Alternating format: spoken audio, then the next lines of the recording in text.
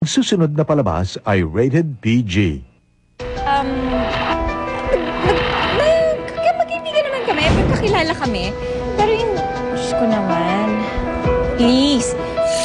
Wala raw mali siya para kay Jenlyn Mercado ang pagbibigay niya ng mensahe nitong nakaraang Sabado para sa nalilink ngayong sina Mark Heras at Ina Asistio.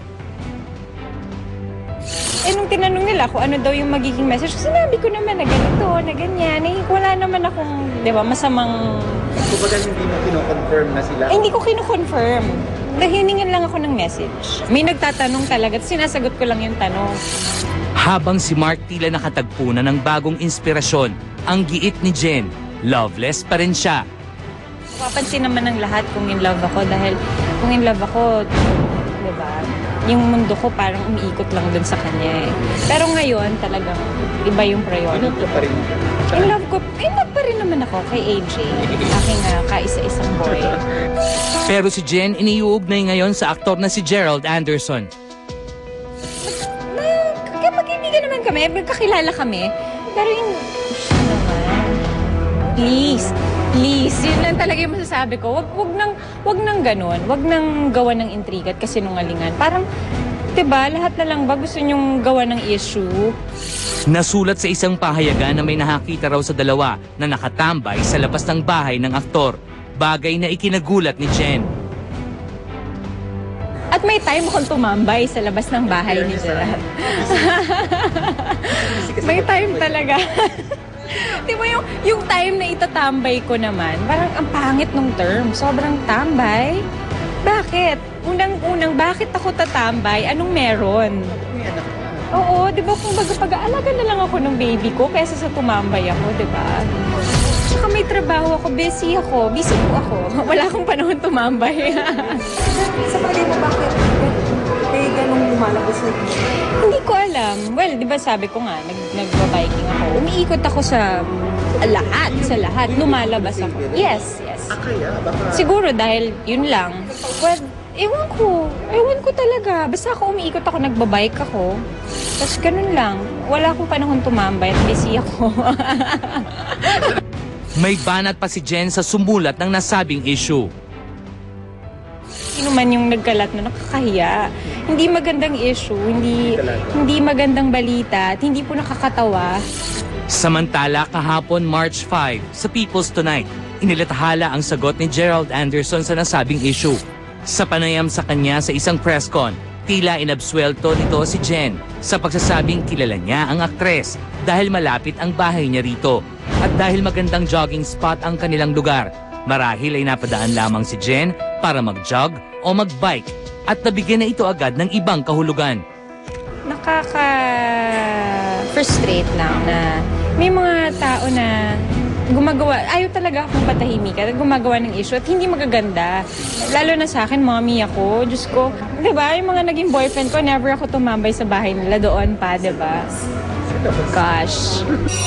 Ryan Eigenman ikinasal na sa kanyang longtime girlfriend na si Cathy Bordalba. Ang okasyong muling naglapit sa mga Eigenman. Abangan! How many people can say that they get to marry their best friend? I will be your wife, best friend, and your brave little toaster. Carla Abellana, tanggap na tanggap nga ba ng pamilya ni Jeff Eigenman? Abangan! She was just very nice enough to accept my invitation as to be with me today. It's an honor to be here and to meet the rest of the Eigenman clan. Abangan, Michael De Mesa magsasalita na tungkol sa kontrobersyang kinasangkutan ng dating asawang si Gina Alahar. I've moved on and I'm happy. I'm happy with my life. Pag-iisang dibdib din ng Camille Prats at Anthony Linsangan sa simbahan. Dito ninyo kumpletong masasaksihan. Kasalan at iba pang matitinding tapatan. Dito nyo tutukan sa nag-iisang Showbiz Authority. Mga kaibigan, we start our episode with a celebration dahil congratulations kay Ricky Lo na nagwagi ng 2008-2009 Gawad Tanglaw Award as Best Entertainment Columnist. Siyempre, our Philippine star. Oh. Thank you, Gawad Tanglaw. And thank you. Actually, parang Oscar Awards, no? Actually, tatlo kaming winners doon. Okay. Si Dolly Ann at si Mario Bautista. Dalian Carvajal! Dolly Ann and Congratulations, Mario B! Bautista. Congratulations. Congratulations. Sa aming Okay. tatlo. Yeah, love you, Dalian. Award. Meron bang pera yan? Whatever. Yung medal is precious talaga. Okay. Very Into valuable. siya, solid gold. 24K. Sanlaan na natin. Oh, mamaya, sige, may pagkain tayo. Okay. Yeah. Bubadera, nagpipiling rich, pero hindi man siya rich, alam ko yan. Kilalanin sa aming daho. Happy birthday kay Loli Chua at kay Mary Ano Peña. At sa mga Constitution College, hello. Brody T, happy birthday. Unang dahu! Subject, Jubadera Success Story. Dahuang Jubaderang ito na feel ang pagka-success story. Success story! Success story! As in, pwede na magpa-hot oil araw-araw dahil nakapag-jowa ng mayaman. Success! Ang kwento, na John Tild kasi si Jubadera ng kanyang jowa super rich. Bet yata ni jowa na magkanak dahil ipinagsha-shopping galore niya ngayon si Jubadera ng Louis Vuitton at Chanel all the way sa Hong Kong. Success!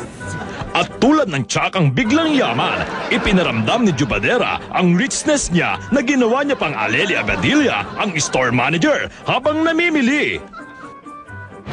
The Dictionary, Aleli Abadilla. Bekin is meaning of alalay or PA.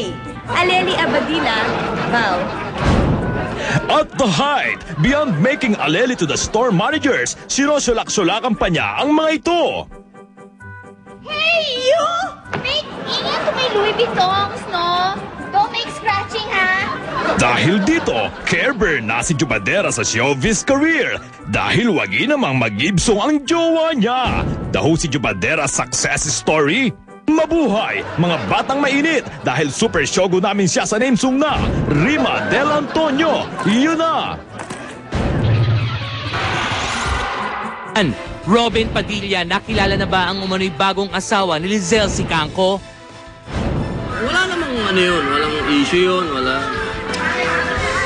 Kami masaya. Eugene Domingo nagiging prima donna na nga ba? Si Uge mismo ang sasagot niyan. Live! Iwamoto nag-topless para sa pictorial ng isang men's magazine sa Marikina Bridge. Iwa, mas sexy at mas daring na nga ba ngayon? Abangan si Iwa live! Unang taon ng kamatayan ni Francis Magalon na ginugunita ngayong araw.